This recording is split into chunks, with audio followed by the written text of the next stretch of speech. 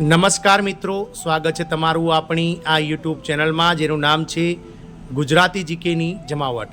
તો હાલમાં મિત્રો સંસદના બંને સદનો એવા લોકસભા અને રાજ્યસભામાં બજેટ સત્ર ચાલી રહ્યું છે. આ બજેટ સત્ર દરમિયાન દેશભરના મહિલા અને બાળ વિકાસ વિભાગના નેજા હેઠળ રાજ્ય સરકારોમાં આઈસીડીએસ પ્રોજેક્ટમાં કામ કરતા 24 લાખ કરતાં વધારે આંગણવાડી કાર્યકર, તેડાગર બહેનો અને મિની આંગણવાડી કાર્યકર બહેનોના પ્રશ્નોને લઈ અને મિત્રો અવારનવાર આ બજેટ સત્ર દરમિયાન રજૂઆતો કરવામાં આવી છે. ગતરોજ લોકસભાના જ મહારાષ્ટ્રના સાંસદ દ્વારા આ આંગણવાડી કર્મચારીઓના પ્રશ્નોને લઈ વિવિધ પ્રશ્નોને લઈ અને ચર્ચા કરવામાં આવી હતી. આ સાંસદ દ્વારા ક્યારે વધારવામાં આવશે આંગણવાડી કર્મચારીઓનો પગાર, સાથે જ આંગણવાડી કાર્યકરો અને તેડાગર બહેનોને હાલમાં કઈ કઈ સુવિધાઓ પૂરી પાડવામાં આવે છે તેને લઈ અને અતિ મહત્ત્વનો પ્રશ્ન મહિલા અને બાળ વિકાસ મંત્રાલયને પૂછવામાં આવ્યો હતો, જેના જવાબમાં મહિલા અને બાળ વિકાસ મંત્રાલય દ્વારા જે છે તે જવાબ આપવામાં આવ્યો હતો. તેને લઈ અને આજના વિડીયોમાં વિગતવાર ચર્ચા કરીએ. તો વિડીયોના અંત સુધી આપ બન્યા રહો. જો ચેનલમાં આપ નવા હશો તો અમારી ચેનલને તમે લાઇક, શેર, સબસ્ક્રાઇબ કરી લેજો, જેથી કરીને બાજુમાં રહેલું બેલ આઇકોન દબાવવાથી તમને અમારી ચેનલ પર મૂકવામાં આવતા આવા આંગણવાડી કર્મચારીઓના પગાર વધારા, આંગણવાડી કર્મચારીઓના ભથ્થા તેમજ વિવિધ જે અલગ અલગ સરકારી કર્મચારીઓને લગતા પ્રશ્નો છે તે અમારી ચેનલ પરથી તમને સરળતાથી મળી જાય. મિત્રો, તો લોકસભામાં પૂછાયેલો પ્રશ્ન: કેન્દ્ર સરકાર દ્વારા આંગણવાડી કાર્યકરોને કઈ સુવિધાઓ પૂરી પાડવામાં આવે છે? સાથે જ મિત્રો આંગણવાડી કર્મચારીઓને જે છે તે મિત્રો ક્યારે પગાર વધારો છેલ્લે કરવામાં આવ્યો હતો અને આગળ સરકારની શું યોજના છે તેઓ મિત્રો 18મી લોકસભામાં ચોથા સત્ર દરમિયાન જે છે તે મિત્રો મહારાષ્ટ્રના સાંસદ ડૉક્ટર કલ્યાણ વૈજનાથ રાવ કાલે આંગણવાડી કાર્યકરોને આપવામાં આવતી રાહત અંગે સુવિધાઓ અંગે પ્રશ્ન નંબર 881 હેઠળ ભારત સરકારના મહિલા અને બાળ વિકાસ મંત્રાલય પાસેથી જવાબ માંગ્યો છે.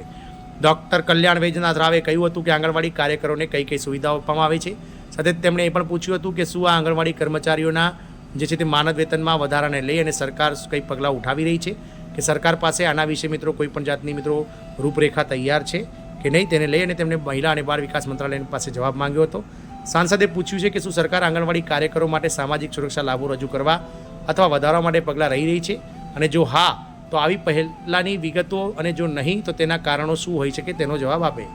આ પ્રશ્નના જવાબમાં મહિલા અને બાળ વિકાસ રાજ્યમંત્રી શ્રીમતી સાવિત્રી ઠાકુરે જણાવ્યું હતું કે આંગણવાડી કાર્યકરો અને આંગણવાડી સહાયકો સ્થાનિક સમુદાયના માનદ કાર્યકર છે, જેઓ સ્વેચ્છાએ સમુદાયને મદદ કરવાના ઉદ્દેશ્યથી બાળ સંભાળ અને વિકાસના ક્ષેત્રમાં તેમની સેવાઓ પ્રદાન કરવા આગળ આવે છે, જેના માટે તેમને માનદ વેતન ચૂકવવામાં આવે છે. મિત્રો, છેલ્લે આ માનદ વેતન જે છે તે મિત્રો આઈસીડીએસ પ્રોજેક્ટમાં અંતર્ગત કામ કરતા કર્મચારીઓને જે આપવામાં આવે છે તેમાં 60% હિસ્સો કેન્દ્ર સરકારોનો અને 40% હિસ્સો રાજ્ય સરકારો ચૂકવતી હોય છે.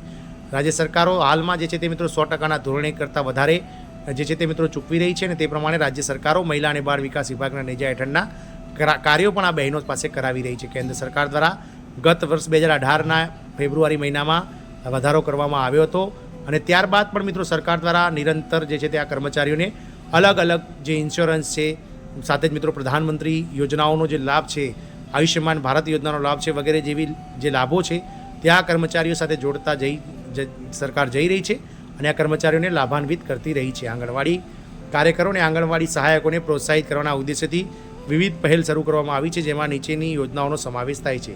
પહેલું છે પ્રમોશન. તો મિશન સક્ષમ આંગણવાડી અને પોષણ 2.0 હેઠળ આંગણવાડી કાર્યકરો અને માટે પ્રમોશનની તકોમાં વધારો કરવામાં આવે છે. આંગણવાડી કાર્યકરની 50% જગ્યાઓ 5 વર્ષનો અનુભવ ધરાવતા આંગણવાડી સહાયકો દ્વારા ભરવામાં આવે છે, અને સુપરવાઇઝરોની 50% જગ્યાઓ 5 વર્ષનો અનુભવ ધરાવતા આંગણવાડી કાર્યકર પાસેથી બઢતી દ્વારા ભરવામાં આવે છે. જોકે અન્ય માપદંડો પૂરા થવા જોઈએ, જેમ કે કાર્યકર બહેનોએ ગ્રેજ્યુએશન પૂરું કરવું હોવું જોઈએ, તેમજ તેડાગર બહેનોએ પણ મિત્રો ધોરણ 12 પાસની ડિગ્રી એટલે કે હાયર સેકન્ડરીની એજ્યુકેશન પાસ કરેલું હોવું જોઈએ. બીજું છે મિત્રો સામાજિક સુરક્ષા વીમા યોજનાઓ.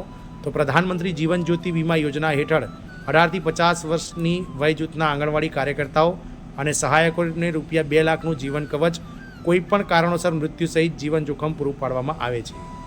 પ્રધાનમંત્રી સુરક્ષા વીમા યોજના હેઠળ 18થી 59 વર્ષની વય જૂથ માટે ₹2 લાખ, આકસ્મિક મૃત્યુ અને કાયમી સંપૂર્ણ અપંગતા માટે ₹1 લાખ, આંશિક પરંતુ કાયમી અપંગતાનો વીમો લાભ પૂરો પાડવામાં આવે છે. ત્રીજું છે મિત્રો રાજ્ય સરકારો અને કેન્દ્ર શાસિત પ્રદેશોના વહીવટી તંત્રનો વિનંતી કરવામાં આવી છે કે તેઓ લાયક આંગણવાડી કાર્યકરો અને આંગણવાડી સહાયકોને પ્રધાનમંત્રી શ્રમયોગી માનધન એટલે કે PMSMY યોજના હેઠળ નોંધણી કરાવવા માટે પ્રોત્સાહિત કરે. તે દેશના અસંગઠિત ક્ષેત્રો માટે વૃદ્ધાવસ્થા દરમિયાન સુરક્ષા સુનિશ્ચિત કરવા માટે એક સ્વૈચ્છિક અને ફાળો આપતી પેન્શન યોજના છે. ચોથું છે નિવૃત્તિ તારીખ. તો યોગ્ય માનવ સંસાધન આયોજન સુનિશ્ચિત કરવા માટે રાજ્યો અને કેન્દ્રશાસિત પ્રદેશોને આંગણવાડી કાર્યકરો અને સહાયકોના સંદર્ભમાં દર વર્ષે 30 એપ્રિલ એક સમાન નિવૃત્તિ તારીખ રજૂ કરવા માટે વિનંતી કરવામાં આવી છે. પાંચમું છે નાણાકીય વર્ષ 2024-25ના વચગાળાના બજેટમાં આયુષ્યમાન ભારત પ્રધાનમંત્રી જન આરોગ્ય યોજના એટલે કે ABPMJY હેઠળ તમામ આંગણવાડી કાર્યકરો અને સહાયકો માટે વાર્ષિક ₹5 લાખના આરોગ્ય સંભાળ કવરેજની જાહેરાત કરવામાં આવી છે. તો આમ મિત્રો લોકસભામાં આંગણવાડી કાર્યકરોના જે પ્રશ્નો છે તેને લઈને પ્રશ્ન પૂછાયો હતો, જેના જવાબમાં